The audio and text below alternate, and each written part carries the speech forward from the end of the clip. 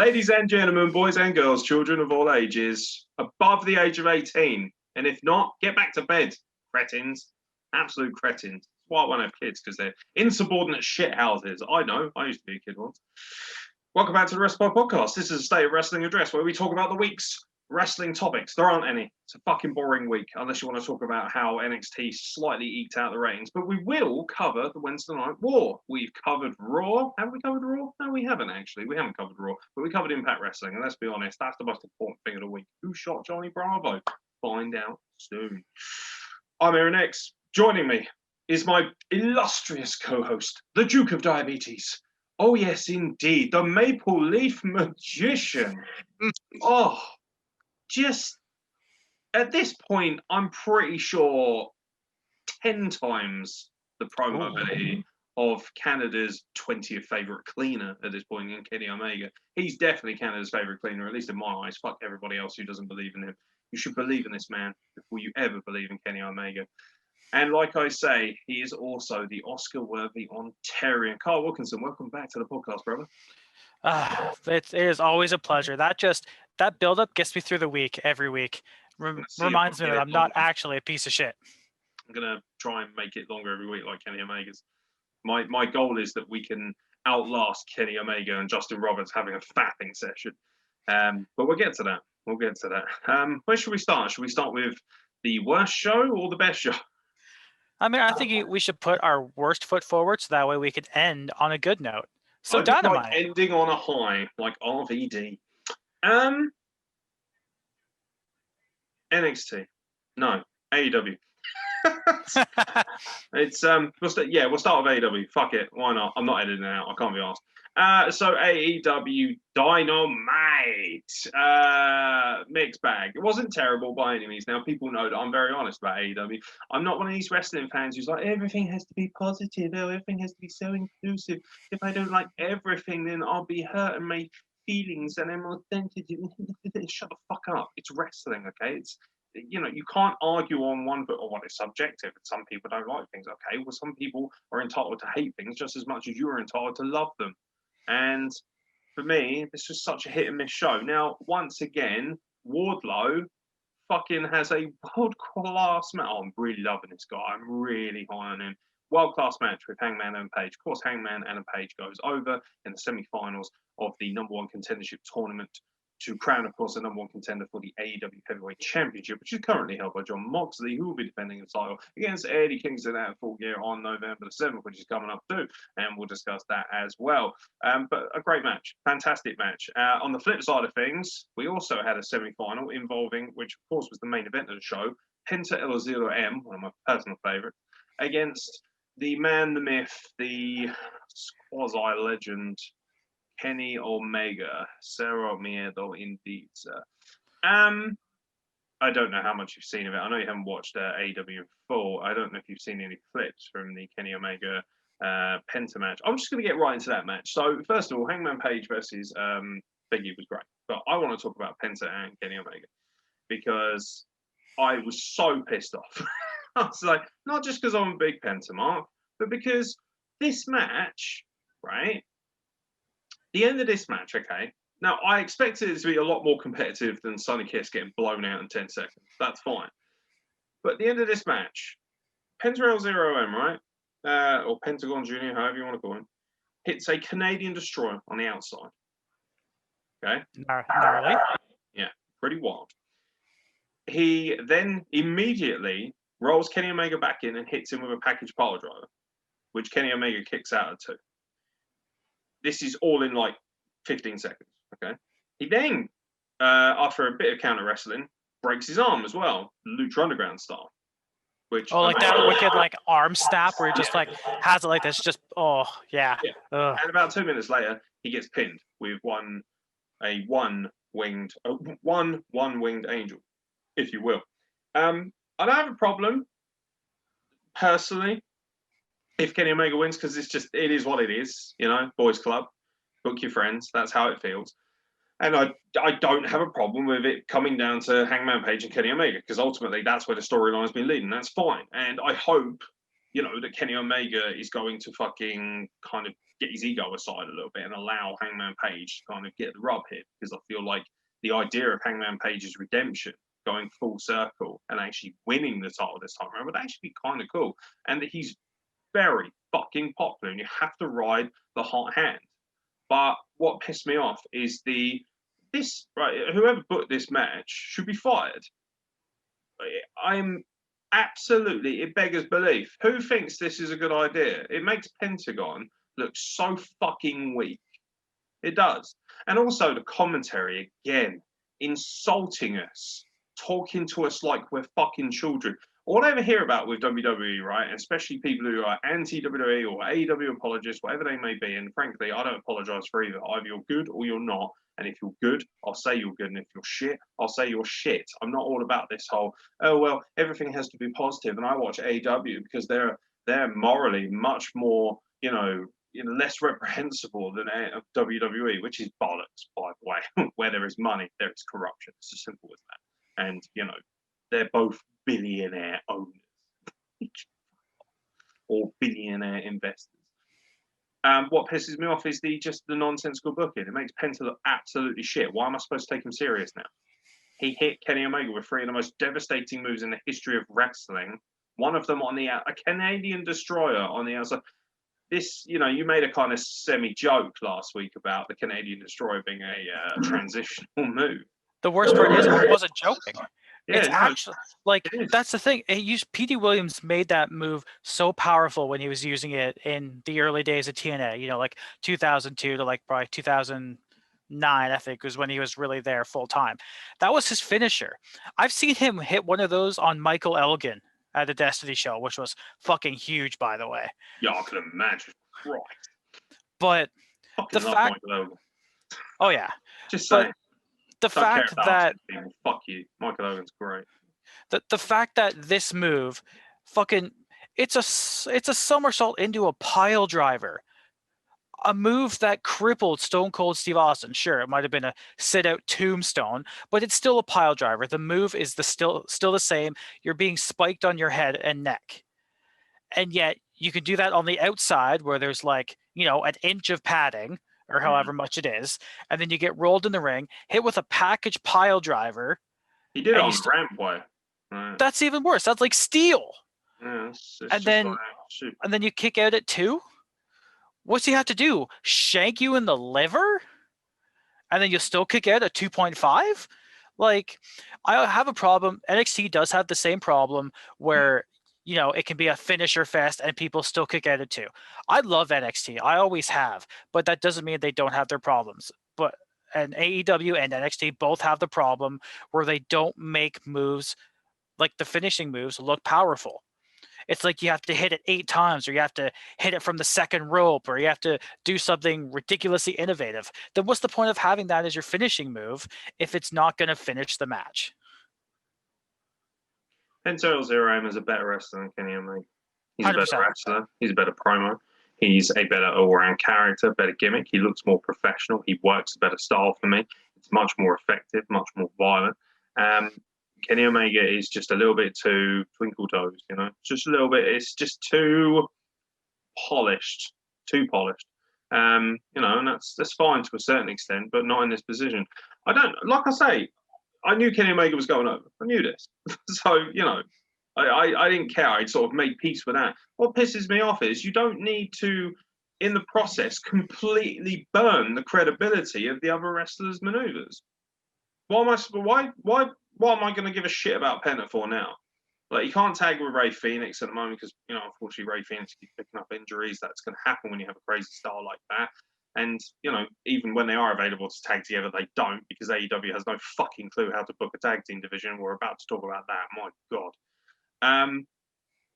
It's just really fucking poor. And the really shameful thing about AEW is, and don't get me wrong, the match was great. Of course it was. It was a fantastic match. But what annoys me is we're not that far away from perfection here. Just some little things, So could nobody pipe up and say, right, guys, we know Kenny's going over. So Penta, we like you. You're obviously a very fucking good talent, and we'd like to protect you to a certain extent. So for fuck's sake, save all your really ridiculously heavy-hitting maneuvers. It's pointless.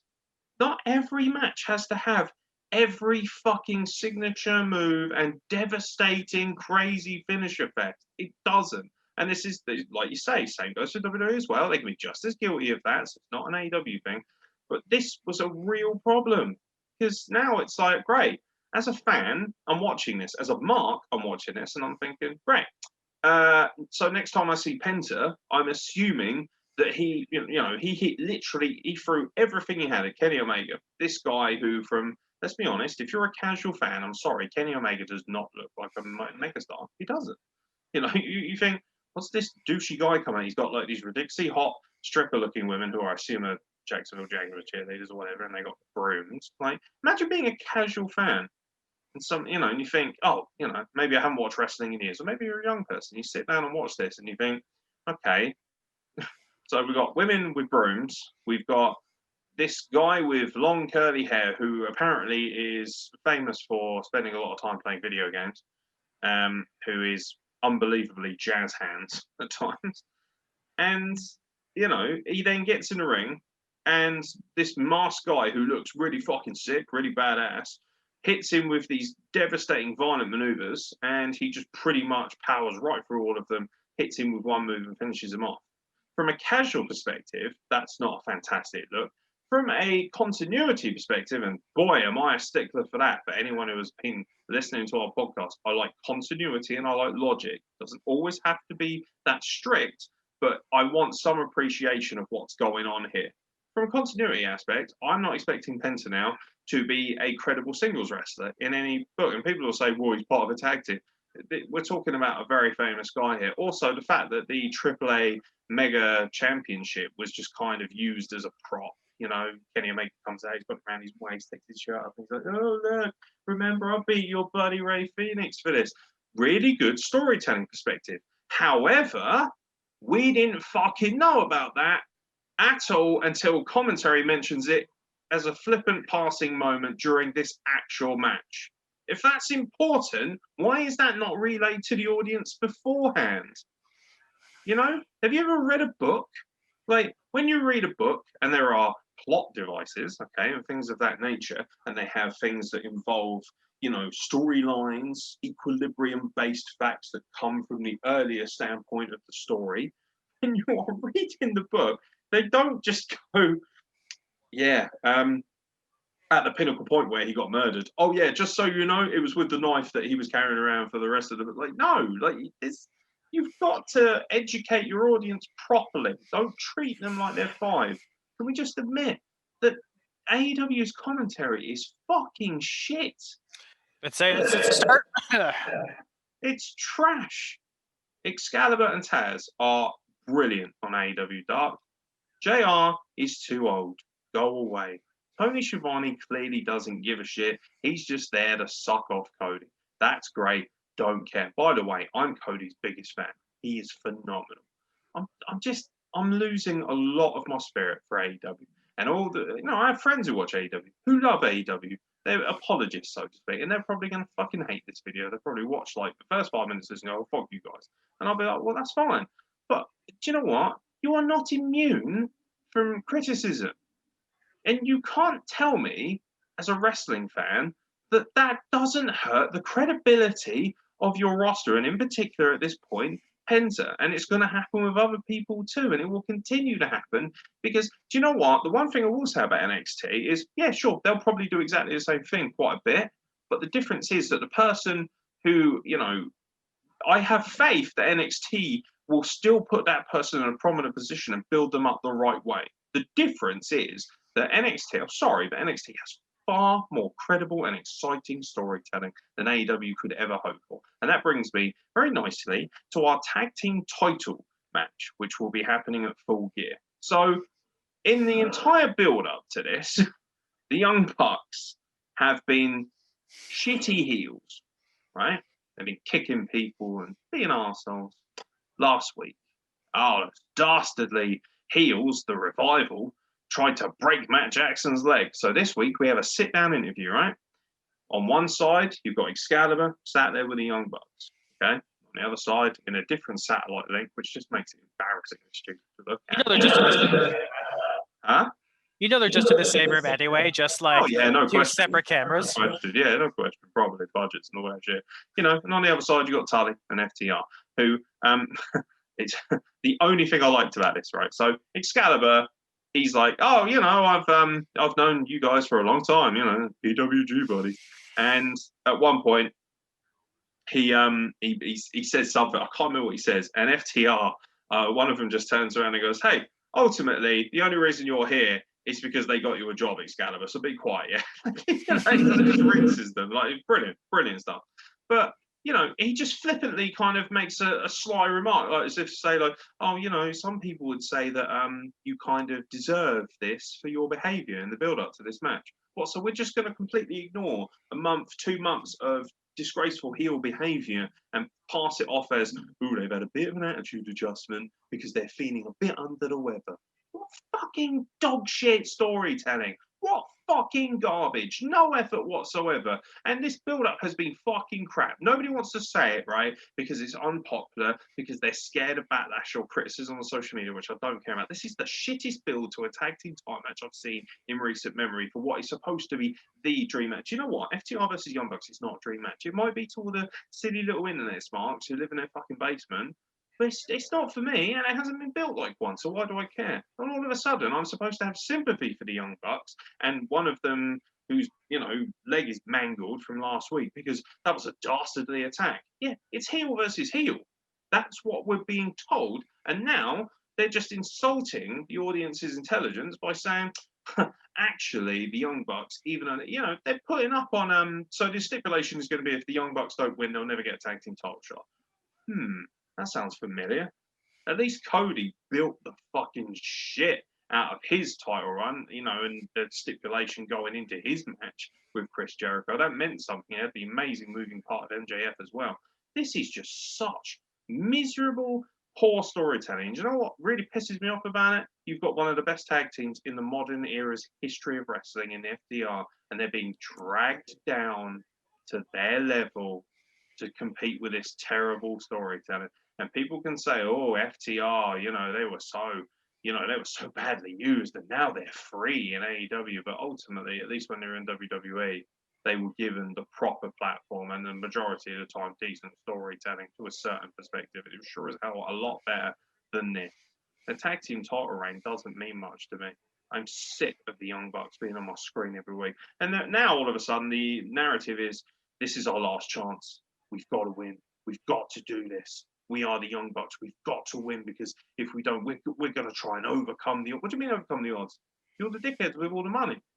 You were super kicking referees. You were super kicking Tony Schiavone, breaking his phone. You were being assholes. You super kicked a cameraman. You super kicked Officer Barbrady backstage. What fucking happened to that? Oh, don't worry about that. This is something different. Fuck you. Give me some continuity. Tell me my fucking stuff. Don't fucking insult me as an audience member. You expect me to pay for this, right? Whether it be $5 a month or whatever to watch AEW Dynamite live, you expect me to stay up to a ridiculous hour to watch this shit and then be fucking basically insulted and lied to because your creative is fucking garbage. Fuck you, Tony Khan. Fuck you. Don't fucking ask people for money if you're going to insult their intelligence like this. You had the opportunity from the get-go to build this as one of the all-time great clashes. I don't even like the Young Bucks, right? I think they're massively overrated, but I see potential and money in this. I don't right now. What a fucking shit build. Can you imagine? This is supposed to be the modern-day tag team equivalent of, the Hardys versus the Dudleys versus Edge and Christian. This is supposed to be the equivalent of Austin versus Rock. It's supposed to be that magnitude. The two tag teams who never thought would meet each other. The traditional, glorious powerhouses of FTR against the modern, fucking all this bollocks about, oh yeah, we kicked indoors and we completely recreated tag team wrestling. No, you fucking didn't. There are tag teams that were doing it well before you. Literally, all you are knockoff Hardy Boys, man. B-Tech Hardy Boys. Sorry to break it to you. You're not fucking changing, killing the business. Not really. I mean, right now, yeah, from a creative standpoint, absolutely you are. It's a joke. Who writes this shit? A 5-year-old? Seriously, the Reader's Digest has better content than it. It's fucking embarrassing. It's supposed to be a huge match. It feels like a bunch of scrubs against a highly capable. I'm watching this as an FTR fan. I love FTR. I'm watching this and I'm thinking, I don't care about FTR because of what you're doing. That's a big fucking problem. I don't care about this man. The thing that scares me the most is that the Bucks could win. I don't care about the Young Bucks. I remember when I first started watching New Japan and I didn't know who they were. People were like, "Oh, you got to watch these guys." I'm like, "Okay, they're cool, I guess," but I still don't really care. They I were watched never a bit. big draw out there either. People need to No, stop hanging on to that as well and using that as an excuse. Oh, the Elite were a massive draw in Japan. No, Kenny Omega was absolutely. The rest of them, absolutely not. Nobody cares. no, I feel like they definitely sailed on his coattails for a while. Yeah. But I didn't hate them. But I mean, I do now. I mean, yeah, they are, whatever administrative position they have backstage. I don't know exactly what it is, but it doesn't matter. They do have, authoritative role backstage. So when you go, oh no, this is my last chance. If we don't win, we're never going to challenge for the titles again. Not only could I honestly, I'm going to predict they're going to win. Oh. I don't like it, but I feel like they're going to just so they can swing their big elite dicks around. They're going to destroy FTR, who, to be fair, I think they're doing what they can, but they're given shit to work with. They're given absolutely nothing to work with. And this sit-down interview, apparently, just total shit. The whole weenie thing, fucking retarded. They have Tully, which is great. They've got the championships, which is, I thought that was going to be great when they first came in. Mm-hmm. And now we have the, like you said, Rock Austin level rivalry. And they're spunking it after what? FTR's been in the company for 2 months? Like 3 months, however long it's been. This is something these two teams should not have had any contact for like a year. Build it, sure, you could have a little teasing moment, like Money in the Bank 2018 when Nakamura and AJ had that little stare down. You could tease stuff like that. That would have been brilliant. And yeah, but that requires storytelling. That requires intelligence, mate. And whoever's in charge of creative can't do that because they're clearly fucking mentally ill. Exactly. That's the problem. We're going to keep saying it, guys, but this is built like this is a house built with no foundation to stand on. Like, it's going to happen. We're all going to go, yeah, that happened. That's it. No reaction. Even if the match is amazing, it doesn't mean anything. That's the really big, sad part about this. And I don't think it will be.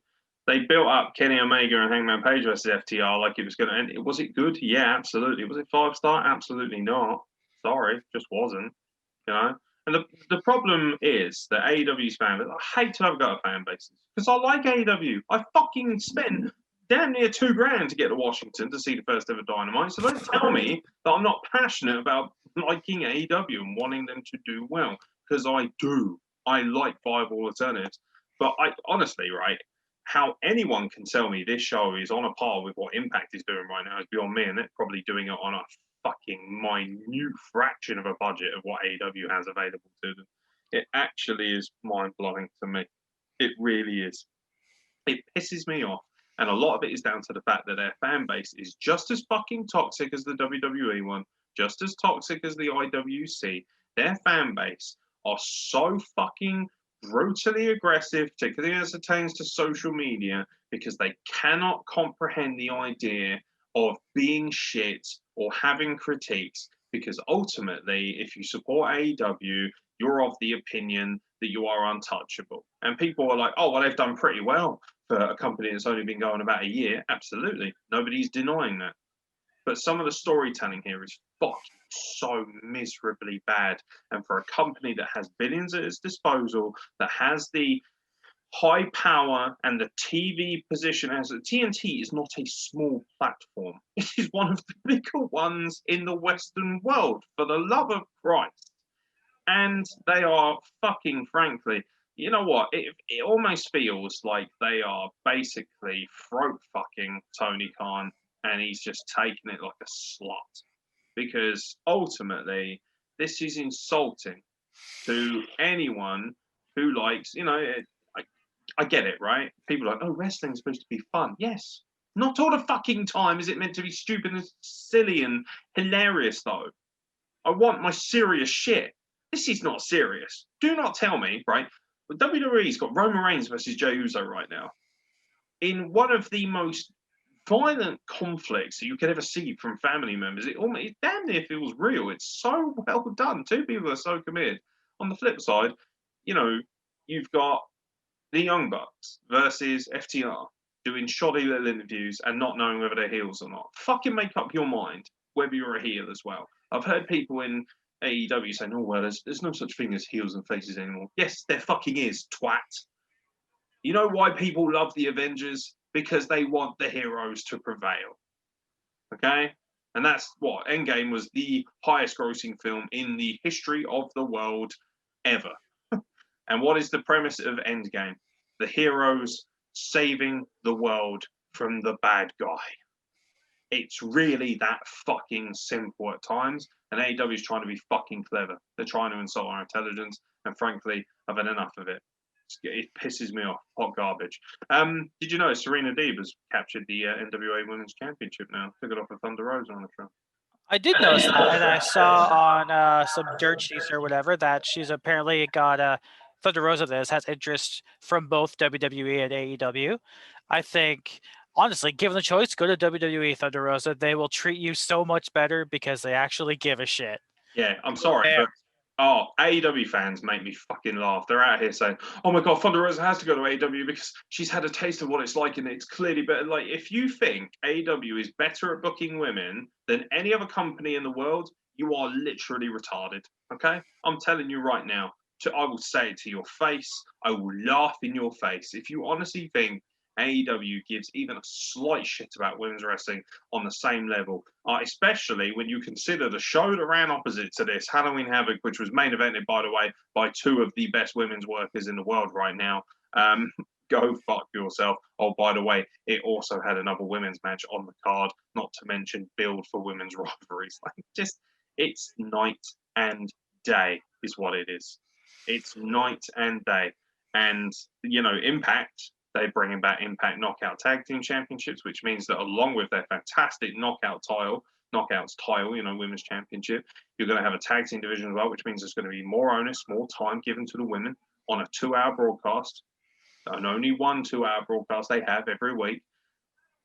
AEW hasn't got a leg to stand on, and I do not want to see Thunder Rosa, one of the premier, most. She's fucking hot. She's fucking great. She's marvelous. She's damn near fantastic. I love her. I think she has the potential to be a mega star, but not in AEW. No chance. And it's a shame because Serena Deeb wrestled Kayla Hirsch. This Russian lady who was an amateur wrestler, apparently. And it was fantastic, actually. Really, really like the look of this young lady. Very powerful. And obviously Serena Deeb is just fucking awesome. She's just a cut above. But again, wasted. Oh, where was Hikaru Shida? Oh, she got to... Dark. She was on fucking... Their champion is on Dark. They've got the NWA Women's Champion on their show because they realise that if they don't cater to her, she'll fucking take her belt elsewhere. What the fuck are you doing with your women's division, AEW? What women's division? Last week was a good show, okay? The booking of the main event was trash, but overall, last week was a fantastic show. This week, again, started well. Wardlow, right? Wardlow versus Hangman Page was fucking fantastic. Wardlow is fastly becoming one of their biggest stars. He is fantastic. What an in-ring worker. And Page got a magnificent match out of him. Two world-class wrestlers. And if you had 3 or 4 matches like that every week, you would have no problem.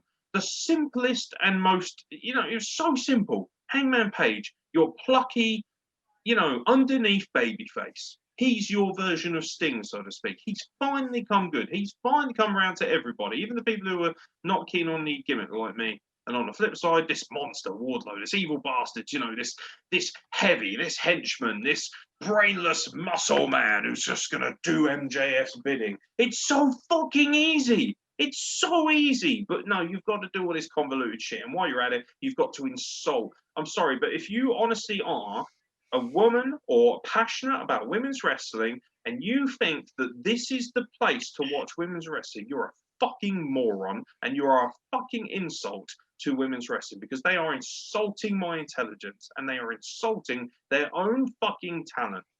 How many women do they have at their disposal that could be used, that could fill up some time on this show?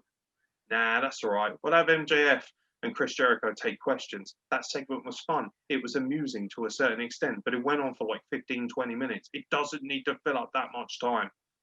Penta and Kenny Omega didn't, I actually was surprised that they only got something like 15, 20 minutes, but ultimately, for fuck's sake, shave some time elsewhere and make more fucking time for your women.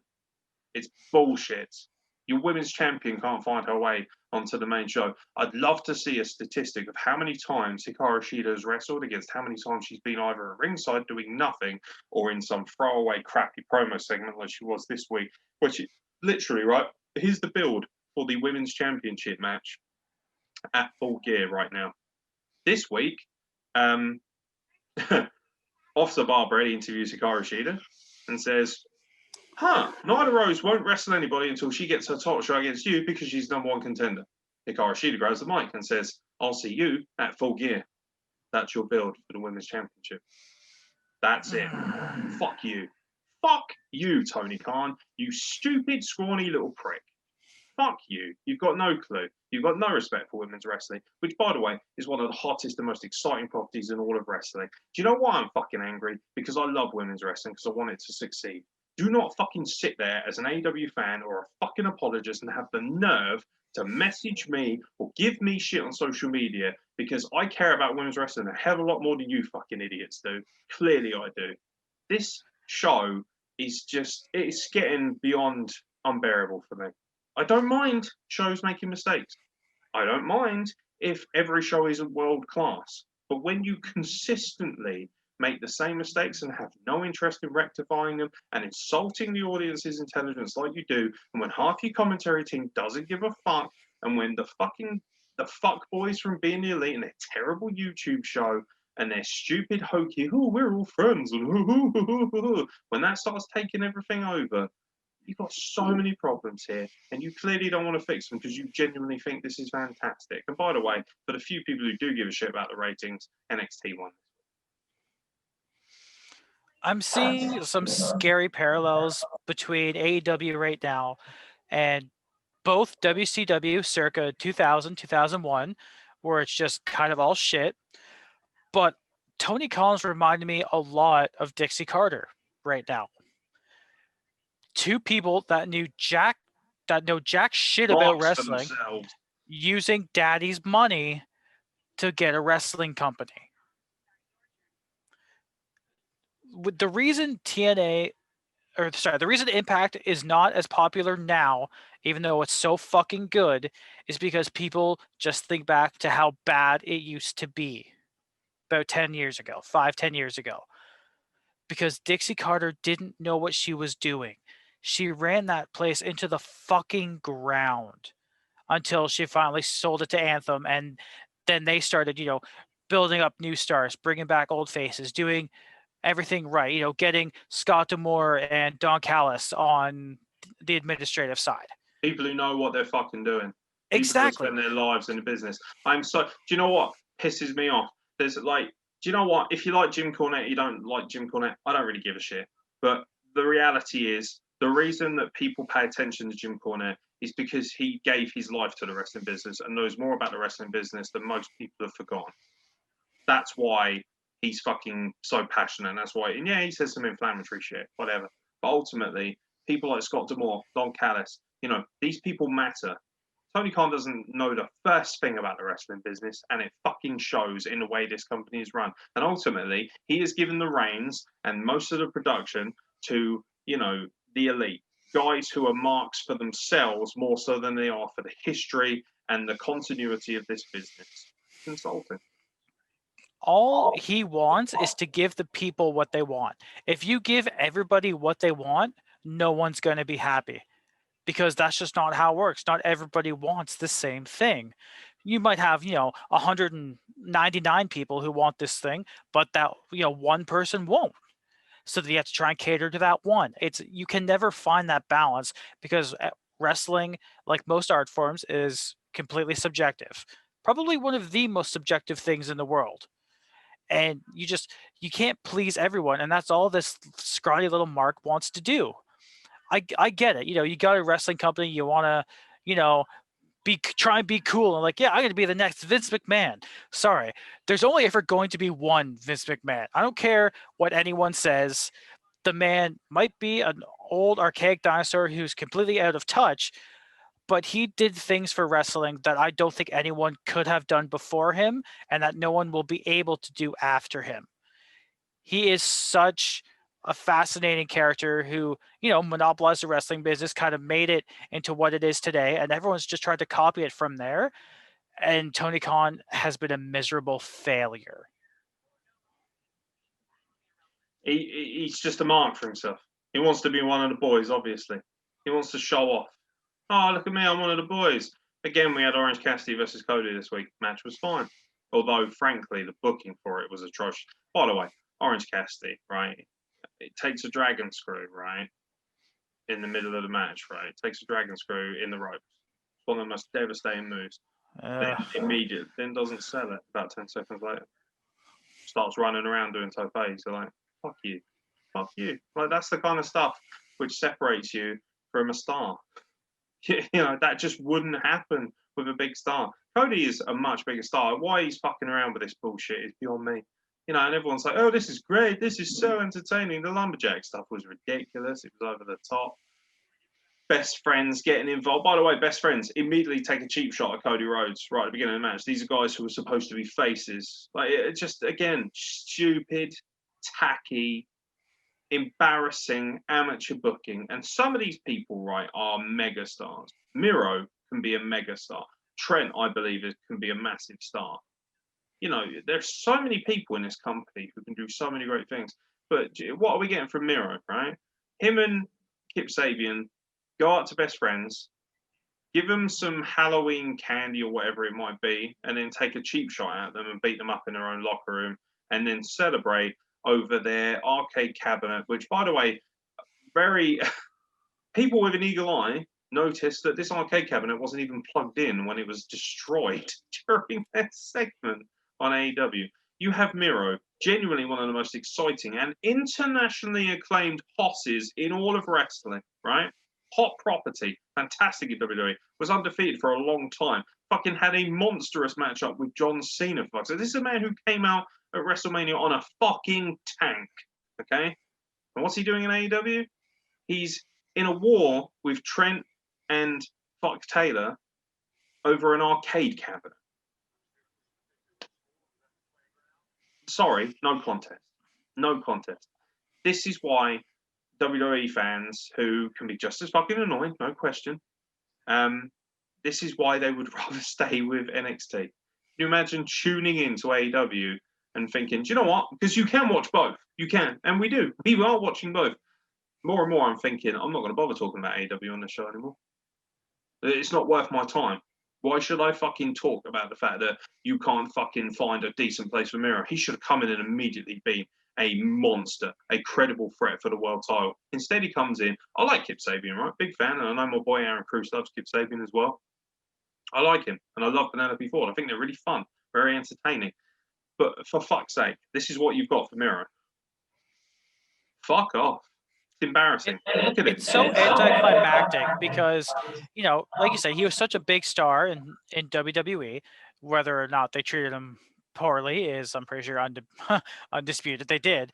But you're right. He should have come in not as a best man, not as like the bro to some dude. He should have come in and kicked Moxley's head off. Just put him right in, because Moxley's faced what? He's faced Archer twice.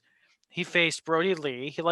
Moxley can wrestle the bigger guys. I think he gets, semi-decent matches out of the bigger guys. Because, it's not like he's a mat technician. So just another big guy that can brawl. I think he can throw down really well. And him and Rusev have had matchups before. I'm sure of it. I can't name one specifically, but I'm sure they've tangled at some point. So these two could have a hell of a match at Full Gear. We're getting Eddie Kingston, who, like I said last week, I knew nothing about till he showed up on Dynamite. But I am in love with this man. I'm He's in the love best with talent this by a man. margin. I think Eddie Kingston. Absolutely. I think he is so far ahead of everyone else. It's actually a bit embarrassing. How, if you're Kenny Omega or the Young Bucks or even Cody at this point, like how you can honestly show your face when Eddie Kingston is doing what he's doing on this show is beyond me. He is making you all look so shit by comparison. Seriously, Eddie Kingston at this point, give him the keys to the fucking car and let him drive as far as he needs to go with this company. Because frankly, he's right now feels like your only fucking star. And the thing that scares me is he's probably going to lose. Yeah. He had a good match with Matt Sydal, by the way. Good match. I enjoyed that. Yeah, because I feel like we're just going to build up. Because, we all know now the finals of the number one contenders tournament is Omega and Page. Yeah. Omega's probably going to win. It's coming all full circle, isn't it? From Double or Nothing or whenever it was. I mean, I don't think they're able to top that death match they had, because I'm pretty sure AEW got fined or something for it, didn't they? Like it was just just because it was so fucking messy.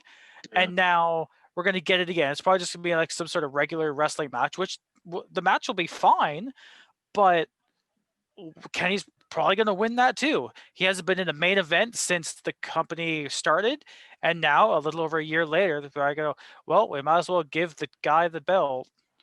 And I'm like, well, the fuck do I care now? I like Kenny Omega. I do. But you've said it 100 times. He's boring on the mic. His matches, they seem to follow the same formula where, do a whole bunch of cool flippy stuff. Kick out of all these high impact moves. Hit your move. That's probably the most protected thing in the entire fucking wrestling world. So disingenuous as well. He's so he is so. Oh, he's such a little prick. He's so terrible at being a heel. It's actually laughable.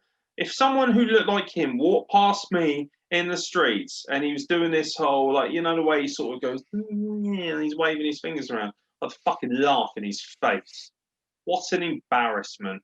Look at what Eddie Kingston does every week. Look at even John Moxley, who is on fire against Eddie Kingston. He's clearly motivated when he's wrestling him. Look at Lance Archer. Look at Jake Roberts. Now look at Kenny Omega. Pathetic by comparison. Night and day. Eddie Kingston literally has better promos when he has a shit in the morning. Kenny Omega is a fucking terrible character, but nobody wants to admit that because he went fucking 2 hours with Okada. That's great. Those matches were world class. We covered those matches. We had a great time watching those matches because in NJPW, although they have great storytelling, and I say this every fucking week, they are predominantly an athletic wrestling based platform, and Kenny Omega thrived in that. And let's be honest, he was opposite Okada, one of the best in-ring workers of all time, frankly, at this point. I'm sorry, Kenny Omega is so overrated. It's actually uncomfortable at this point.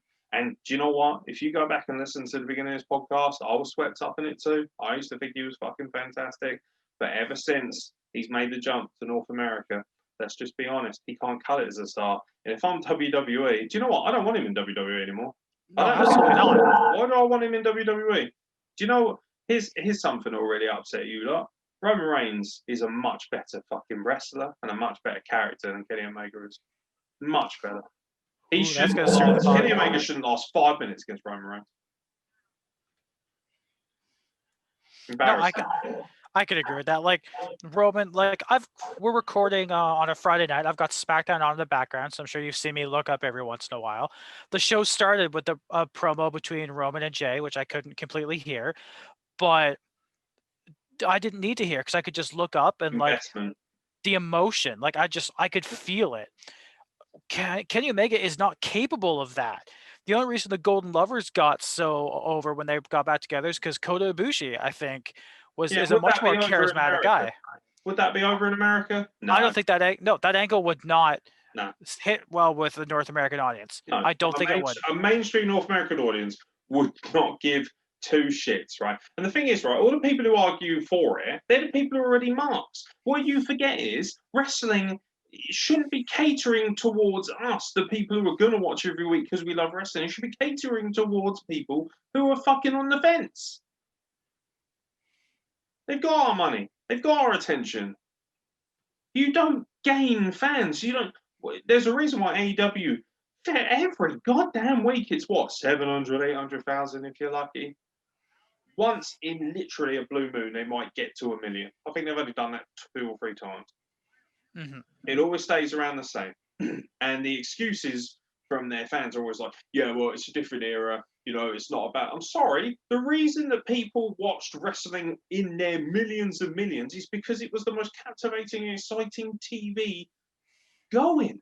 Everybody loved it, and it was relatable to the current world. Right now, if you sit down and watch this product, especially, and any wrestling to be fair, but particularly this product, if you sat this down with like, if you get someone right who doesn't even watch wrestling, this is my challenge to anyone listening. Get somebody who doesn't watch wrestling, put them in front of AEW for an hour. Tell me what their reaction to it is. I guarantee you the majority of them will be like, what the fuck is this shit? What are you watching this crap for? This is why people don't take wrestling seriously. Because ultimately, when they do sit down and watch it, they're seeing nonsense like this. Garbage. There's nothing wrong with hokey shit. There's nothing wrong with funny stuff. There's nothing wrong with crazy stuff. We saw that at Halloween Havoc with that ridiculous horror match. Boy, it was great fun. Because it's in the right place. It's not about not having fun. It's about making sure the fun is in the right place. R-Truth, Drew Gulak, they're not charging across the main event. They're not fucking getting involved in high-profile IC title lumberjack matches. Case in point this week. The guy who puts his hands in his pockets, who hails from wherever and weighs whatever, he's wrestling for your second biggest title. He's wrestling a guy like Cody. That's the big problem here. Do you know what?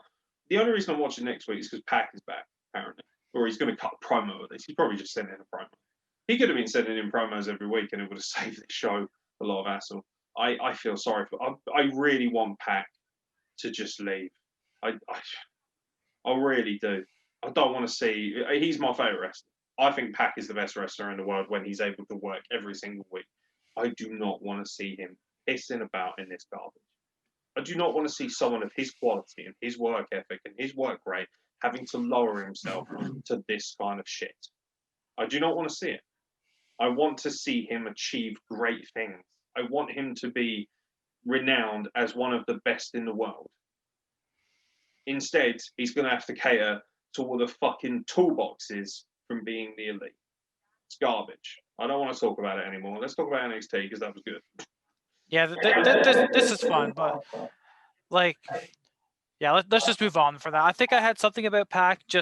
I maybe not back WWE, but I don't want to see him wrestle Kenny Omega again. I don't. I'm sorry. I've seen it enough. He deserves better. Now, talking about better, or let him fucking go and do something decent with his life. Hell, Eddie Kingston versus Pac, or Pac joining Eddie Kingston and then finally getting to the top of the mountain, something along those lines. But for fuck's sake, keep him the fuck away from the elite. Do you know what? Do you know who's cancerous to wrestling? The elite. Oh, 100%. I'm sick and tired of people sucking their dicks. The elite suck. They fucking suck. Okay? They ruined Bullet Club, which was a hot fucking property. You know what the elite are? They're basically all those fucking extra marks that joined the NWO and made it fucking a watered down garbage product. That's what they are. Marks for themselves. They're not interested. You know why you have killing the business on your t-shirt, Young Bucks? Because you can't build the business. That's why. You can make a lot of money for yourself. Good for you. But ultimately, you're not making loads of money for everyone else. You're not. You're just not. Don't fucking lie to us. Don't try and pretend you're the best. You're not even close. You're not even top 5 tag team in your own goddamn company. Fuck. Halloween Havoc, mate. Yeah. Let's talk about something good. No party. Well, we had some pumpkins. No party. And I got my pumpkin. I was happy. As soon as I got my pumpkin, I knew I was going to have a good time. And then, this show started with actual superstars. What? This show started with Damian Priest, Specimen, versus Johnny Gargano, one of the best workers in the world. That's how Halloween Havoc started. And ultimately, AEW started reasonably well and then just tailed off. But this show, the aesthetics, everything about it was fantastic. I was gushing about NXT last week. It's so good. And this Capital Arena... The Capital Wrestling Center, I believe. Fucking amazing. It's so good. I reiterate, this should have been Raw Underground. This is so good. The cage, the plexiglass, the fans, the wrestlers, everyone's banging on the walls. There's this vibrant, almost rabid atmosphere in there. And there's fuck all people in there by comparison to like AEW. It's fucking rabid in there. It's so rabid. And then on the flip side as well, you know, you've still got the fucking board up as well. You've got commentators that are engaged and care about the goddamn product. You have Tommaso Ciampa cutting promos. You have it's just so much better. It's not even fucking close at this point. And I don't enjoy engaging in the whole hyperbole. I don't enjoy these buzz topics on social media that, you know, where people are like NXT over fucking AEW, blah, blah, blah. Because I can watch both, so I don't have to care about comparisons. But if you're going to draw a comparison, there isn't one. It just isn't. Johnny Gargano, courtesy of an individual dressed as the Scream guy, captures the North American Championship from Damian Priest after twatting him with a tombstone. Not that tombstone. And he goes flying off the stage. And yeah, this was physical, violent, a great match. Damian Priest's kicks are terrifying. Like every time he unleashes it, especially on someone of Johnny Gargano's, like, oh god, he's gonna die. Great stuff. A little bit disappointed that Damian Priest has been derailed this early into his reign. Particularly as we're not getting the full Gargano experience right now. So Gargano capturing the North American Championship and becoming the first man to do so for a second time is good, but at the same time, from a business standpoint, I maybe someone's caught Damian Priest and thought that guy needs to be on the main roster rapido. And I'd be very happy to see Damian Priest on Raw. God forbid if he gets Boom Retribution, then I'll be pissed off. But I'm a little bit disappointed that he had his legs cut off this early into his run. I don't think it'll damage him too much. We're obviously probably going to get a rematch. But, you know, the thing is, he lost to Johnny Gargano. Johnny Gargano is fucking amazing. So it's not too bad. It would be like, you know, AJ Styles knocking off, you know, Sami Zayn for the IC title. Maybe not necessarily make too much sense from a long-term standpoint. But ultimately, it's still fucking one of the best wrestlers in the world. So, you know. Good stuff. You must have popped your nuts off because obviously, you know, like you say, Johnny's your boy. I've loved Johnny Gargano forever. I loved DIY. I loved the story with Ciampa and this little. I mean, I didn't think I could love him anymore until last week when we saw him and Candice trading on how to spin a wheel, and he just gets mad. He's like, I can't control it. It's a wheel. I'm like, that's it. He was screaming at the giant wheel during this match as well. He's like, I've had enough of you. Like yelling at this giant wheel. It was really well done. I really like it. I'm in love with this man. I think he is brilliant. You've already said it. He's one of the best in-ring workers in WWE right now, and probably the world. So losing to Johnny Gargano in Damian Priest's case, that doesn't hurt him at all because it's Johnny fucking Gargano. He is NXT. He's Mr. Takeover. I mean, Depends sure, what this wasn't. Do though, doesn't it? The one thing I will say is, where does Priest go from here? It does definitely put him in a tricky spot. Hopefully, he gets a rematch. I think that would be pretty cool. They've already had two though, so I guess you kind of maybe need the rubber match. Yeah. So maybe Johnny just wanted just to do it, but at the same time, that I think would devalue the title. And I think the North American title's been great. I think it's had consistently some of the best matches on every card that it's on, just because of who's been fighting over it. It's the best title in the world. Oh yeah, absolutely it is. Like the Intercontinental Championship. I fucking said it. Yeah, the IC title, like Sami Zayn's got it. I mean, that's cool, but it's a couple years too late for me. And this is coming from someone who loves Sami Zayn. The U.S. Championship, I don't even remember who the U.S. champion is right now. That's how Bobby Lashley. Okay. Oh, I should remember that because he is in the Hurt Business, and I do very much like the Hurt Business. But massively at the same time, massively underrated, Bobby. But at the same time, because the championship hasn't really mattered, I forgot, and that's terrible. Like, you know, Cody TNT champion, cool. Faced Orange Cassidy again, don't care. So I mean, you have this mid-card title, excuse me, and NXT having consistently good matches, having it always matters. That's the thing. They're building it up, and let's not forget the 6-man ladder match to introduce this title got 5 stars. I know it's fucking Meltzer, blah blah stars, blah blah. That match had Lars Sullivan in it. Yeah, imagine, 5 stars and 5 boys. But anyway, so I thought I was on one tonight. no, but I love this. This title has been.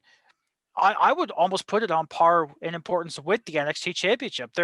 I'm not going to call them interchangeable, but they are like this close. They're so close in importance to each other that it's fantastic to watch. And on top of that, it's a fucking gorgeous title belt. I love the North American title. Yeah, it is pretty and it looks unique, which is, a lot of their belts look fucking trash and interchangeable from a aesthetic standpoint. And this one doesn't. Looks great. Love that belt. Love that leather strap as well. Beautiful. Yeah, fantastic stuff. We got a surprise return and an immediate heel turn as well. Pat McAfee comes out and cuts a blistering heel promo, by the way. Pat McAfee is a man who has had one professional wrestling match and yet can cut a better promo than anybody in AEW other than maybe Eddie Kingston and a couple of other guys. Right there, speaks volumes about what it's about. This is a man who clearly is very passionate, trained by Rip Rogers, clearly very passionate about the sport, very passionate about the lore of things as well. His promos, like I mentioned to you earlier, come across as very Mid-South, very NWA back in the day, very much. Yeah, boy kind of very stuff. old school. Yeah, but I love this old school mentality. Talking about money, talking about influence. These are simple things that heels should talk about and have, put a bit of bass in your voice. That's what Pat McAfee does. He comes out, he talks about Ridge Holland, he talks about how, you know what, I'm sitting back, I'm making money for the brand he's got on his t-shirt. I'm a huge fan of Pat McAfee. He knows what he's doing. And he's passionate about it. And there's the big difference right there. He respects the fucking industry and the business that came before him, and he's willing to use that to his advantage. Danny Burch and Oney Lorcan, I fucking adore those guys. But they're not promo guys. They're not. So Pat McAfee in their corner is a touch and a half. Pat McAfee has the chance to build himself a legacy very akin to Paul Heyman's, actually, in many ways, with his ability to speak. And I'm sure that he will go from strength to strength. But I hope he's going to be a long-term asset because, wow, when you've got guys who can work the mic like this, that makes you on a par with every other product.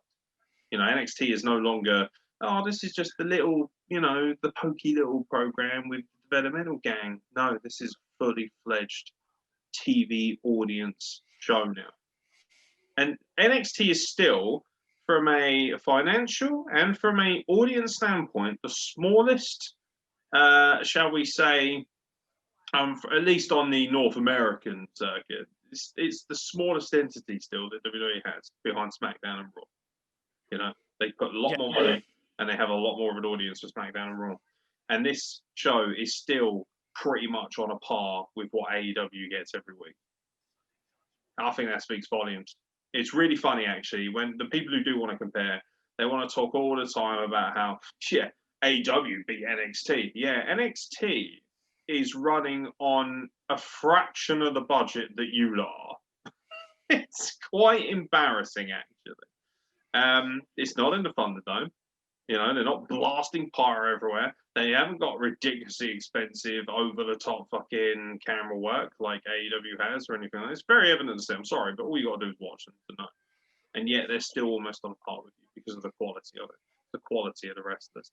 Tommaso Ciampa's promo was fucking gold. But Pete Dunne returns. Peter's back. He's jacked. Holy shit. Oh, he got big. Yeah, man. He is one big swole. And unlike the big swole of AEW, he is very, very good at what he does. Just saying. And ultimately, he turns on Kyle O'Reilly, who seems to be the only fit member of the Undisputed Era. Kyle O'Reilly is the only man left. He gets turned on by Peter, and I don't know why we're all surprised. Pete Dunne has never smiled in his entire life. Pete Dunne will never smile until he is basically the Thanos of professional wrestling. Then he will afford himself one small creak of a smile from his whimsical British mouth. Pete Dunne is a very somber individual. Pete Dunne is a very angry individual. And Pete Dunne has aligned himself with Pat McAfee, Danny Burch, and Oney Lorcan. And do you know what? What's that line that William Regal likes to spout once a year? Oh, you mean around the Thanksgiving time? He likes to stand up on the roof. He's got the microphone in his hand. Oh, it's around the tip of my tongue. I know you love the impression, so I'm leaving it for you. Oh, well, he just looks at War Games, and we're like, yes, War Games. We're gonna get Undisputed Era again because they've been in every War Games, even the one that was just like the 3-on-3.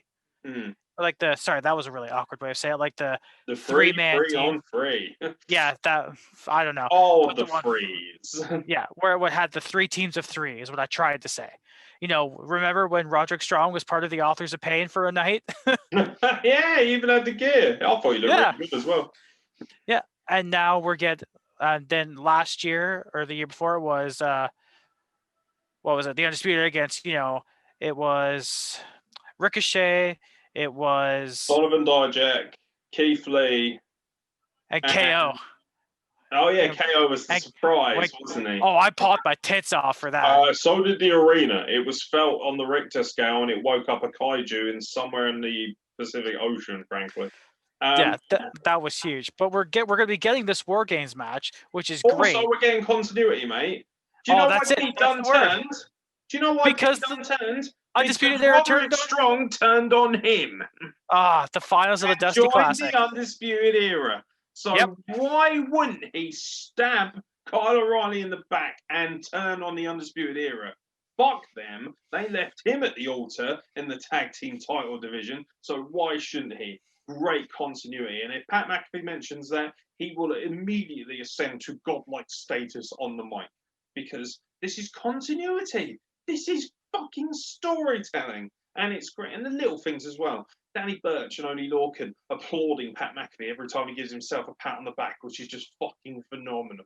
Every time he said something good about himself, they were like, yeah, you're fucking great. And he's just like, he's talking about how it was brilliant. Even when he said, like, do you know what? Maybe I should have shed a couple more pounds in my debut and I would have got that win over Adam Cole. And Danny Burch is like, no, you were fine. You did just fine. It was great heel fare. Love it. Arseholes. Bunch of arseholes. I fucking love them. Brilliant. They know their job. Pete Dunne, mate, is a fucking star. I mean, I'm even wearing his tee. I mean, come on. Cruiserweight. Fucking love me some Pete Dunne. I could watch him for hours, man. I've had the pleasure of meeting him at least 3 times, I think. Did he smile? No, he didn't actually. Because mostly it was, if it was British Strong Style, so Trent Seven is definitely the people guy. But one of my favorite photos of you is that photo of you in the ring with him, and you're all just kind of standing there looking like some emo edgelord album cover. Was it all three of them plus me? Because I think that was my first Destiny show ever. No, I think it's just Pete Dunne, and then I think it may be the owner of Destiny, and then it's you. Oh no, that's my buddy Brandon. That's the only guy I have in really? town. I thought he was the owner of Destiny. I was like, cool. No, that's the my only friend here in town. Love that. Yeah. I mean, I also got to step into a ring, which I've never really done before, and that was really, really cool. Just to step through the ropes. Yeah, it was definitely cool. Every time I go to training, I've had matches in front of audiences. I've been very privileged, and I tell you what, there are still times where I step thinking, just step through properly. You don't want to fall over. It does. It just stays with you. It does. There's a real awe about it. I don't think that ever leaves you if you're a real passionate fan of wrestling. Is that awe-inspiring moment, rolling under the bottom rope or stepping in for the second rope. It's a really cool feeling. But yeah, no, Pete Dunne aligning himself. This is fantastic. This is awesome. And do you know what? This was right in the middle of the show. It wasn't even the closing of the show. Fucking amazing. Why, Pete? Why? I'll tell you why. Because Roderick Strong did it first. This is all Roderick Strong's fault. Fuck you, God damn it, Roddy. One job. You ruined it. Even your wife doesn't want to know. Shafir. That's why she's hanging around with Shane. Oh, wow. She hates you. No, I'm kidding. It's great. It's great stuff. Great storytelling. Why did I knock out Undisputed Era? Duh, money. I love him. I love his promo. Pat McAfee talking about Ridge Holland, about how he's like, do you know what?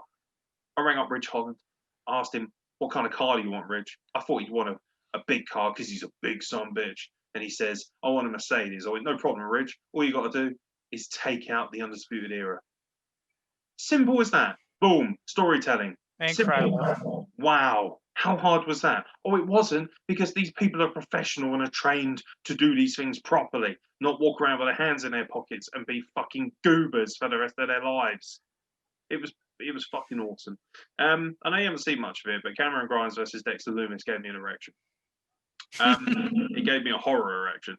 This is a classic, because people will say, how come you love this, but you didn't like what AEW do with Orange Cassidy, blah, blah, blah, blah, blah, because it was in the right position. It was put in the place where it belonged. By the way, William Regal turning on his Halloween voice was fantastic. Come here, Mr. Grimes. I've got a van waiting for you outside, Mr. Grimes. Fucking terrifying. He just put his, you don't realise how big William Regal is. He's actually quite tall. And he's towering over Cameron Grimes, who ultimately isn't a huge man. He's just got his arm around him. He's like, I don't know what you're doing here. And so he's like, oh, but Mr. Regal, there's a perfectly good ring out there for wrestling. He's like, no, Cameron, I've got a van outside waiting for you. Like, fucking hell. Just get in the fucking van. It's like he jumps in the van, out pops Michael P.S. Hayes in a cloud of smoke. I wonder what was going on in the back of that van. By the way, the only other people who can get away with doing that so well are the Rascals, by the way, in the Treehouse. Fantastic boys. I love you so much. By the way, we're going to dedicate, do you know what? I'm making a rule from this point forward. We are going to dedicate our time that we used to spend whinging about AEW and their bullshit booking. We're going to spend more time now talking about Impact Wrestling. So I'll still do the individual fun animated videos that you guys can check out, because I did a review of Impact Wrestling this week. Who shot Johnny Bravo? And ultimately, we're going to spend more time on the State of Wrestling address. That's our promise to you. Impact Wrestling, you have our attention. Impact Wrestling, you are better. That's just what I'm saying. I'm just making that rule right now, because why would I waste my time talking about a product that doesn't care about me or my fucking enjoyment as a paying customer? Fuck yes. It's as simple as that. By the way, I will not be paying for because £20 to watch a show that you haven't bothered to build whatsoever, other than the main event, is laughable. Simple as. This was great. This was absolutely fantastic. Cameron Grimes trying to strip down and get in the shower with a zombie because he didn't realise it was a zombie is one of my favourite things of all time. He's brilliant. He's like, he's like constantly screaming, trying to get away from all these horrific elements. It had a little bit of the Thriller video. It had a little bit of the Texas Chainsaw Massacre. There was a little bit of The Shining in there. All these little nods, these very subtle little references to horror films. Even though it was cheesy and funny and a bit carny, it still had so many great little storytelling elements.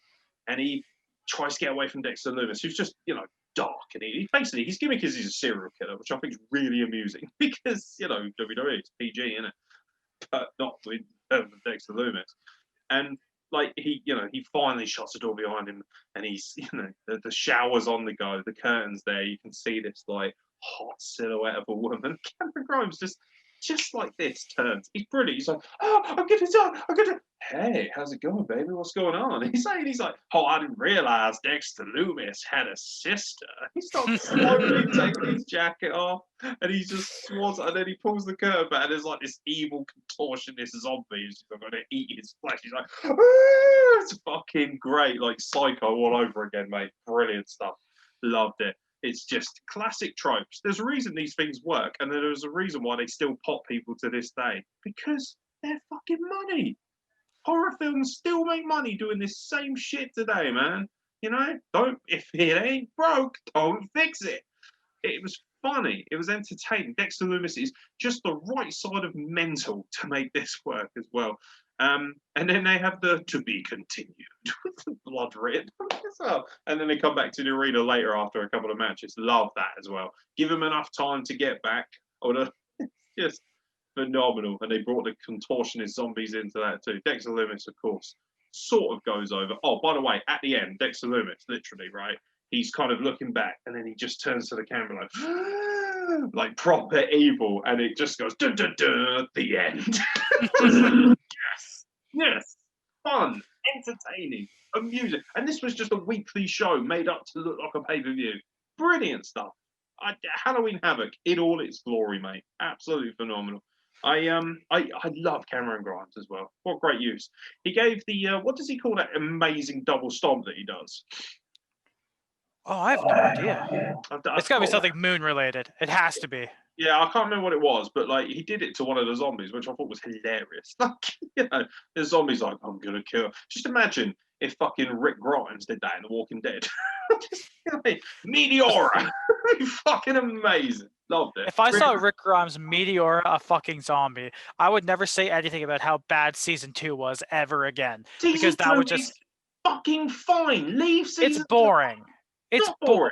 It's not boring. It's storytelling. It's creative. You wouldn't know anything about that because you're still sucking at the tea of the Young Bucks.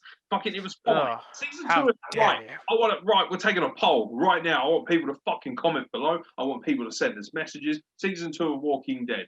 Is it good or is it not? We'll see what the fans think. Because I thought it was fine. Also, we got Sophia, mate. That moment when Sophia comes out as a zombie, spoiler alert for anyone who hasn't watched, mid-season, is fucking amazing. Particularly when she gets shot in the head straight afterwards as well. Fantastic stuff. Right in front of Carol. And also, it builds the story for Carol, who ultimately becomes the biggest badass in the entire fucking thing. I mean, she does. She is a badass. What you are is an impatient Philistine. That's what you are. How dare you, sir? Yeah, exactly. Exactly. By the way, season 3 of the latest Star Trek thing on Netflix is now. Something worth watching. We'll just talk about Netflix now for the next hour. Well, I mean, we shouldn't because there's still some more fun things that happened in NXT that we should absolutely fucking talk about. There is. This should have been a main event. Did you see Drake Maverick backstage? I didn't, but you told me about it. It's amazing. Drake Maverick's backstage as Hollywood Hulk Hogan. He's trying to get Kenzie to, he's calling her Mean Gene, which I thought was great. You know something, Mean Gene? And she's just like, my name's not Gene. It's like, God's sake. And he's like, he breaks KO. He's like, Kenzie, just like go over. I'm trying to have a bit of fun here. It's Halloween. It's really funny. He's so good. He is amazing. I love Drake Maverick so much. And then he gets molested by a cosplay of the Giant, aka Big Show from Halloween Havoc. I believe it's 95, might be 94, 95, the one with the monster truck. And then the Yeti as well comes along, and they're like proper doing the whole like bumming thing that they did, where they're just like, ugh. And Drake Maverick's like, get up! It's so funny. The Shockmaster arrives. It's Killian Dane. It's great fun. Really needs to be checked out. Really hilarious segment. There was a little bit of mid-card shenanigans as well. Legado del Fantasma. My boy Santos Escobar representing Dia de los Muertes this week. All the boys wearing the skull face paint for Day of the Dead. Loved it. Loved my Mexican traditions. Loved my Latin heritage. Went out there, gave Jake Atlas a good whipping, courtesy of some shenanigans on the outside involving Raul Mendoza, who is suspiciously handsome. Nice looking man he is as well. Got some time for him. Do like a nice rugged Mexican man, as to be said. Like Andrade, he's a good looker as well. Very jealous of Charlotte Flair. She's bagged herself a good one there. Anyway, getting back from the gay hour of Wrestle Club. Yeah, decent enough match. I like Jake Atlas. I just don't feel like he's a star. He's okay on the mic, great in-ring worker. Just lacks that it factor, that makes him stand out. What do you think? Do you like Jake Atlas?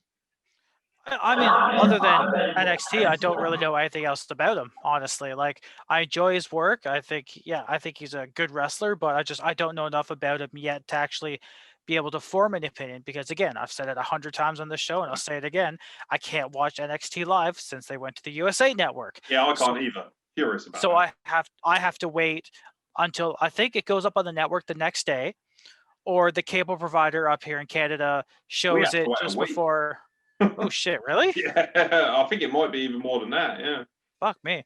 But my cable provider also, my cable provider also apparently shows NXT before SmackDown on Fridays. I didn't know that, so that's cool. Between 6 and 8 p.m., I can catch up on NXT on Fridays, so that's always good to know. But like, I want to watch NXT more regularly because its competitor has been boring me enough to slip my wrist vertically. So I'm really excited to see this Jake Atlas guy. He seems pretty cool. Yeah, I mean, even their smaller guys, the guys that are working from underneath, are fantastic. You know what I love about NXT? Because it's just the 2 hours a week. It means that, like there was no Bronson Reed here. There was no Swerve, who's fantastic. I love that guy. So good. Isaiah Swerve Scott, so good. So many talents that could be considered big stars, big names. There was no champion. There was no Finn Balor. There was no Karrion Kross, whether it be injury or whatever. And yet, they still have all these fucking stars out there. It just shows you how strong this product is. I'm honestly running out of hyperbole to describe how good NXT is. Now, everybody knows I have a meaty Hoss erection. I love Hosses. I love meaty, battling wrestlers. I like big fucking powerhouses. I want Kong versus Godzilla. God damn it! I like my meaty fucking wrestlers because ultimately it does feel like it's very much a smaller wrestler's world. But very rarely do I get the opportunity to get all steamy and hot under the collar about meaty Hoss in the women's division. Oh, suit you, sir. Oh, gonna get a bit of Raquel Gonzalez, 6 foot tall, sir, massive, Mexican, powerhouse from Texas, sir. Oh, suit you, sir. Rhea Ripley, massive megastar. Oh, suit you, sir. Saucy. Can't fucking wait. These two battered each other, mate. I was like, oh, fucking yeah, go on, ladies. Fucking great stuff. I just became a massive pervert during this match. Not in the way you would think either. Just fucking love it. Man, Rhea Ripley's entrance, every time it gets me, that fucking stomp, that foot goes down. I'm like, oh, that's how a starlet. That's how you book women's wrestling. Fuck you, Tony Khan. I just want to grab Tony Khan's face and just hammer it into the floor until he realizes this is how you do women's wrestling. Fucking great. Raquel Gonzalez was what? Dakota Kai's heavy, for about, not even what, 3-4 months ago? Not really. I think it was like 2 months, maybe. Like, it's been almost no time. Just like that, megastar in the ring with Rhea Ripley, who, by the way, everybody she wrestles elevates. She is fucking great. She's fucking gorgeous. She's a world-class in-ring worker. She's a tank. Her look, her presentation, she looks like $1 million. Stick her up on the stock exchange because she's guaranteed money, bro. Absolutely amazing. And Raquel Gonzalez, very excited for her, really like her, and really underappreciated in a lot of different ways. I love this match. Super physical. Rhea Ripley gets the win, which is good because I feel like she hasn't had a decent high-profile win for a while. They really kind of lost their way ever since she dropped the NXT Championship at WrestleMania to Charlotte Flair. That wasn't necessarily a bad thing, but they didn't capitalize on Rhea Ripley's popularity coming out of that, and she's just kind of flattered to the sea. She's been floating around. She's been in number one contender opportunities. Dakota Kai beat her as well. They've even had, this thing. This was the idea of this is the battle of, who's the big kind of unit. I don't want to say the big dog. I thought that's what you were going to say. Who's that? I stopped myself. I thought, no. Because ultimately these women are both scintillating in every sense, I assure you. This was all about who's the meaty Hoss of the women's division. Brilliant stuff. I love it. At the beginning, they're squaring up to each other, they're just yelling at each other like, "This is my fucking house. I fucking run this division." It's like, oh yeah, fucking kill each other. I'm sorry. I'm just getting excited. Investment. Can you hear the excitement in my voice? Can you see from my over-animated likeness? It is because I am invested in the product that they are giving me, and the wrestlers care about it instead of fucking marking themselves out and trying to get a quick hand job from old Tuna Meltzer just so it makes them look cool in the latest PWI 500 or whatever stupid fucking BuzzFeed article they do. They're not interested in fucking marking themselves out and popping the boys and the girls backstage. They're interested in being the fucking best in the world. That's why Tommaso Ciampa is a fucking beast. He cut a promo talking about what happened to the NXT I know. His promo was brilliant. He sat in the dark. He's saying about, do you know what? This isn't the NXT I remember. It's the same people. It's the same kind of things. But there's this line, this brilliant line where literally all he does, he says, do you know what? He says, if you're hungrier, you eat. But if you're hungry, you eat. But if I'm hungrier, then I eat first. It's that kind of thing. Like easy, raw, animalistic aggression. Your promos don't have to be convoluted. You don't have to have these dumb, extenuating circumstances. Is he a heel? Is he not? Oh, he's got so many layers. Don't always have to have that. If you can do it and you can do it well, fine. You don't always have to have it. Great promo. Absolutely great. And, you know, the thing that really caps off this show, of course, is in the main event, in a tables, ladders, and scares match. Very good. Very good. We see what you did there. Shotzi Blackheart, who, by the way, in a bodysuit.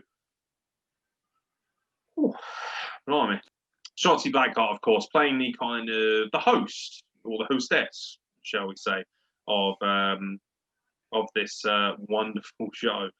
Spins the wheel, makes the deal, and this match is a tables, ladders, and scares match. Io Shirai defending her title successfully against Candice LeRae, who I'm pretty sure is now dead, courtesy of the world's worst ladder bump at the end of this match. Yeah. Like, I've got bad knees in real life, so seeing shit like that it messes me up. I like you had pointed this out before we started recording because I do tend to forget. But Candice LeRae's done some intense shit. Like, she's not some like Barbie doll that can't take a hit and she's made of glass. She made a career off in like fucking death matches and tag team death matches. Like, I've seen pictures of her face just covered in more blood than Eddie Guerrero at Judgment Day. Okay? So, I mean, it still sucks to see because ow. But Jesus Christ, man, like, that bump was gnarly. But this match, I've seen a lot of clips from this. This is definitely the match I was interested in most, other than the opener. So I have tried to see as much of it as I can, and these two just work so well together. Like, they've had a lot of matches before. I think, you know, when they were both face, and then Io turned heel first in the cage, and then they wrestled a bit there, and now we have the inverse where Io's the face now, and it's just they work so well together. I'm not sure what else they can do now because I think Io's beaten Candice decisively. I don't know if they could do another match because it would just seem like, why keep trying? That's what I'm getting the impression of. I mean, I don't mind that. I think that would be extremely fun, and I would like that a lot. She's wrestling Dakota Kai next week on NXT. By the way, the show will also have Tommaso Ciampa versus Velveteen Dream in what I'm sure will be the continued execution of Velveteen Dream. Yeah, he's now become the Lana. He's become the Lana of NXT. Every week he gets fucking dicked off by something. It's kind of funny. Well, I mean, shit, yeah, Lana went through the table again after winning the match to be on the Women's Survivor Series team. Which, by the way, well, have you not seen Raw yet? No, I still haven't watched Raw. Sorry, but I love Raw too. I need to see the Alexa Bliss stuff before I watch anything else. I'll break it down real quick just while we're here because we brought it up. All the men had to have matches to qualify for the Survivor Series team, but Adam Pearce for the women's, like, the 2 tag champs will go. So Nia Jax and Shayna Baszler, fine. Dana Brooke and Mandy Rose just because they wanted to, fine. I don't know. The last spot, that's what you had to fight for. Lana wins by some fluke shit, and then Nia's like, "Come here, yeah." It's in a fatal 4-way. So it was Lana, Peyton Royce, Lacey Evans, and there's one more. I don't remember who it was, unfortunately. Please don't say Naomi. I don't think it was Naomi. It could have been. Tamina. But it might have been Tamina. That would make the most sense, but it doesn't really matter either way because Lana wins and then Nia Jax is like, "Yeah, you win. Give me a hug." And then she gives her a hug and then picks her up and puts her through the table. I hope she does it during the Survivor Series match. Oh, just eliminates her immediately? She's like, do you know what? You're shit. You're rubbish. I'm just going to put you through the table now and save us the hassle when she gets counted out. I think that'd be hilarious. No, then what they'll do, because from what I hear, they want to build Lana up to this huge baby face. They'll just keep her on the outside the whole match, and then she'll come in and somehow win and be the sole survivor. Can you imagine? Oh my God. I don't know who's going to represent SmackDown. I assume they're making that decision this evening, but I haven't seen anything yet, but no idea. I will catch up on Raw. I'll probably sit down and watch it tomorrow when I've got some time behind me. Yeah, I mean, I thought, by the way, Candice LeRae, Io Shirai, beautiful, absolutely beautiful. I'm sorry, Johnny, don't hurt me, but I'm kind of in love with your wife. She's so good. And do you know what I love about her? She breaks a lot of the stereotypes because, like you say, a lot of people probably look at her and think she's a bit of a Barbie doll, you know. But she comes out. I love the Poison Pixie stuff. By the way, her and Johnny Gargano, unsurprisingly, absolutely on point with the cosplay. The kind of, you know, the great kind of Halloween costume effects. Also, Wade Barrett and Waldo was good fun as well. I really appreciated that. It was just great. It was fantastic. And Candice LeRae just has gone from being, a good women's wrestler and a good women's hand to being genuinely one of the best women's wrestlers in the company right now. And I love that. I think she's beautiful. She's got such an amazing look about her. It's a real great vibe. I like the little hand motions that she does, where she's got the kind of pixie thing going on at the beginning. So just a poison pixie, and it all works so well. And do you know what? Once again, it's not convoluted. It's not ridiculously heavy. There's not, they don't try too hard. They know what they're good at. They know what makes them special. And they just bring it. And this show brought it. The passion, the energy, the fire in the audience. Geez, the audience were losing their fucking mind. But honestly, it felt like it was in an arena of 10,000 people because the energy in there was just wild. The best arena for wrestling right now in the world, in my opinion, that, is obviously having to kind of restrict things because of COVID and whatnot. It's got the best quality wrestlers, the best storylines, the best gimmicks even. If you're going to be stupid and throw out loads of gimmicks, you got to do it this way. Halloween Havoc, man. I even got my goddamn pumpkin. This was a wonderful show. I'm just going to say it. I'm going to start illegally streaming NXT, allegedly. I'll throw that in there so I don't get sued. I'm going to start streaming it every Wednesday. I've got to find a way of watching it live because it's just so good. I'm wasting my time watching AEW live, man. NXT, that's where the money's at. NXT and Impact, mate. Best two shows going at the moment. Yeah, we're like you've already said, we're definitely gonna get some more Impact out. Ethan Page liked our tweet about the Impact review, and he is. He even mentioned Wrestle Plug on his Twitch stream. Did he? Yes, he did. Yes, that's he did. fucking huge, dude. I believe the good legend that is Nails mentioned it and said, Wrestle Plug. It's funny how interested people are when all of a sudden you start catering to their favorite egomaniac, world-class egomaniac. I want the royalties for that T-shirt. God damn it! I'm gonna make it. It's just, you know what? Fuck it. People always say, don't they? If you don't like something, don't watch it. Don't talk about it. Okay, well, I don't really like AEW at the moment, so let's not fucking bother talking about it. Let's fucking talk about the things that are good. Let's make more time for Impact Wrestling. Let's make more time for some of the great rivalries that are, really starting to flourish on Raw and SmackDown. And most definitely, let's make more time to talk about how great NXT is, because for me, it's the best thing going today. Oh yeah, absolutely it is. Sorry, Sasha Banks showed up on my screen on SmackDown. I got distracted for a moment. The firstometer. I think it's broken. Yeah, she's wow. Yeah. It's been quite pervy this podcast, hasn't it, actually? I feel a bit dirty. I feel like I need to have a shower. Anything you'd like to add about NXT and AEW, sir? No, just the fact that I have said this before too. The reason I think you get so worked up about AEW is that you loved it so much. Like you spent $2,000 to come over here and see it. Wrestling everywhere. Exactly, and you were extremely passionate about it, and it's just feeding us dog shit. That hurts. That hurts us as wrestling fans because we want all wrestling to be good. Even as hardcore fans, as Smarks or Marks, or whatever the fuck you want to call us, we don't give a shit about ratings. I'm sorry. We don't. We just want all wrestling to be good. And this past Wednesday, I'm pretty sure if you add the numbers up, it's close to 1.5 million people watching wrestling on a Wednesday night. Like, you can't ask for more than that. That's incredible. It doesn't matter if one's good it doesn't matter what one's better, air quotes. The fact is people are watching.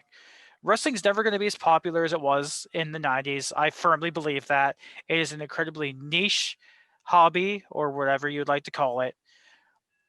But you still get 1.5 million people watching it on a Wednesday. I think it could be more. I do believe it could be more. It probably could. That being said, I think NXT does everything in its power to make itself one of the best wrestling products you could ever watch right now. And, they don't seem to be able to shift off of 700,000 or 800,000.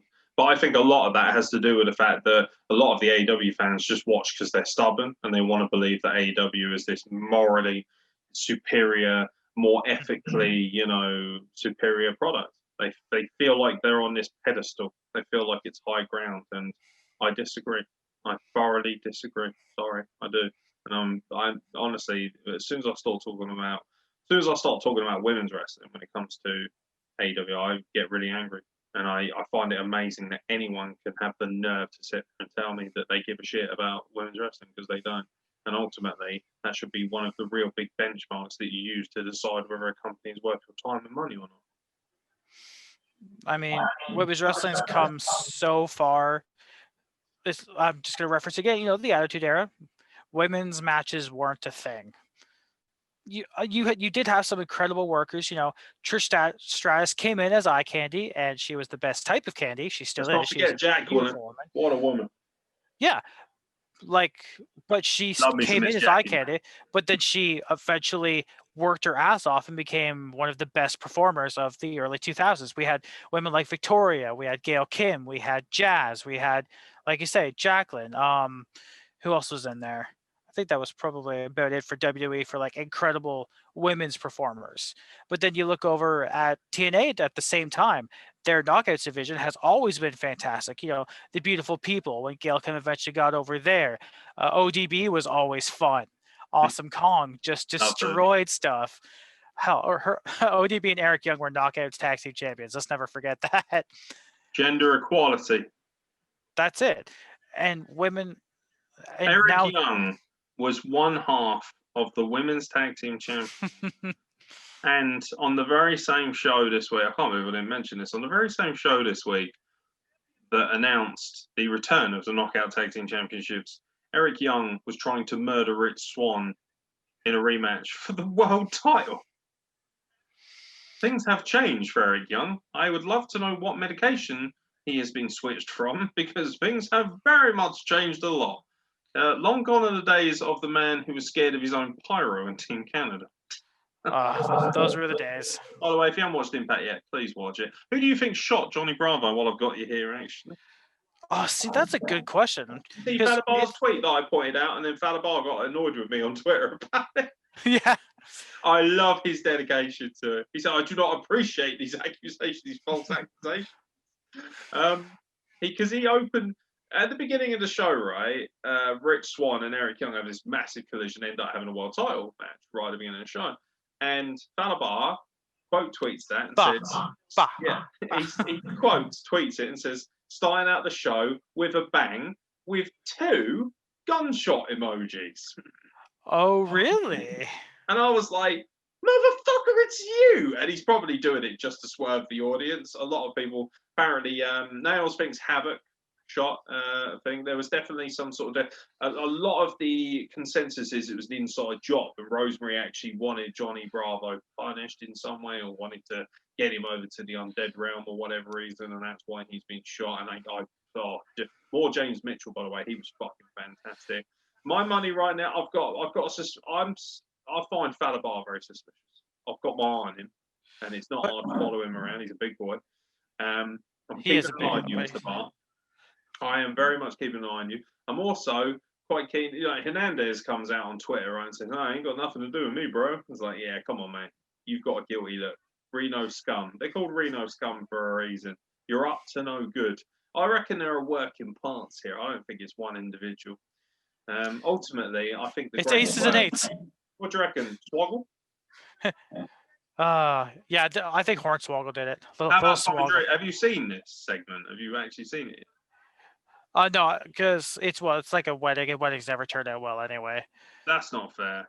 By the way, the way it was done, right, from a completely non-kayfabe standpoint, every time they did something, they would stop and pause and look around because they know that these segments are hilariously regarded for interruptions. And it's brilliant. Like James Mitchell goes, if anybody does object to this wedding, please forever hold your peace. And he goes, guess you missed that trope. Little things like that are brilliant. Man, James Mitchell, I would pay an extortionate amount of money to have you on this podcast, sir. What a mind for wrestling. What an incredible human being. I love James Mitchell, and he's still gold. Yeah, I find it hard to believe someone like James Mitchell has not found his way onto like the biggest screens, you know? James Mitchell is the kind of guy I would love to see in films, actually. He's just got such a presence, man. But we're talking about murder here, mate. Somebody has been murdered, allegedly. Well, I was going to say, did he actually die, or is it just, Oh, he had two he's gunshot wounds in the chest, and he was laying there bleeding out. So, you know. Why is I do find it very alarming that literally no EMTs or medical personnel hit the ring at any point, but Tommy Dreamer just let it happen to just go, no. It's gold. It's fucking gold. And do you know what I love about it? It gets everyone talking about your product. Because what are wrestling fans now going to do? Even if they think it's stupid. Oh, by the way, this was better than the Dinner Debonair. I said it. I fucking said it. This was better. Much better. I loved it. It was so entertaining. But yeah, right now you got to think Havoc, Falabar, Reno Scum, Hernandez, top suspects. A lot of people aren't looking at the bride, Rosemary, but she's got a cheeky little look on her face. And if you go back and look at the photos, because obviously we're dumb smarts and marks and we need to fucking analyze these things. I've looked at the photos and she doesn't look that upset. If anything, she looks slightly aroused at the idea of a corpse at her feet. Which you would do. By the way, Rosemary is really hot. I want her to drag me into the undead realm and do unspeakable things to me. I mean, yeah. Not going to apologise for that. Not going to apologise for that. Anyway, we haven't got long to live, so you may as well shoot your shot. Or call your shot if you're Rhino. I mean, he's just got to get his bro a job. That's all we really need from that. Yeah. So yeah, do you know what? Let us know who you think shot Johnny Bravo. Leave it in the comments below. But make sure you like, subscribe, and all that jazz. Carl Wilkinson, thank you very much for joining me for the State of Wrestling Address. Oh, pleasure as always, man. Especially because I'm really excited. We're gonna get some more Impact coverage. I've been singing their praises for probably the past year or so since I've started going to Destiny all the time because I have a lot of Impact stars there. I've been to a few Impact tapings. I spent a weekend in our version of Windsor because we have a Windsor over here too. Yes, obviously. You do, yeah. Probably doesn't smell nearly as bad as our version, which is Windsor's supposed to be really good, you know. It's supposed to be really posh, Windsor Castle. It's really not. It's right next to Slough, which is a fucking toilet. Oh, I'm pretty sure my two little sisters live in Slough as well, so my apologies if you ever bother watching this YouTube, but you know you live in a shithole. Come on. I'm pretty sure she also has the Queen also has a castle over here in Windsor. I think I'm not going to quote that, but I think there's one over here too. I mean, we do still technically own Canada, so you know. Yeah, I mean, remember we just asked nicely to leave, and you're like, we don't want to fucking deal with this. You didn't have to start a freaking revolution over it, did you? No, we're like, no, we'll just ask real nice, so we don't hurt anybody. Such a Canadian way of doing things. Americans, they got out their guns and started a war. Canada, hey, you mind if we have our independence? And we're like, you know what? Why not? Because we're gentlemen at the end of the day. We're decent human beings. And then Americans like to forget this, but we did burn down the White House in the War of 1812. No big deal. I mean, Guy Fawkes. I mean, our whole fucking fireworks night is based on the idea that Guy Fawkes tried to blow up the Houses of Parliament. Ladies and gentlemen, thank you very much for listening to State of Wrestling Address. Now piss off and do something useful with your lives. Bye.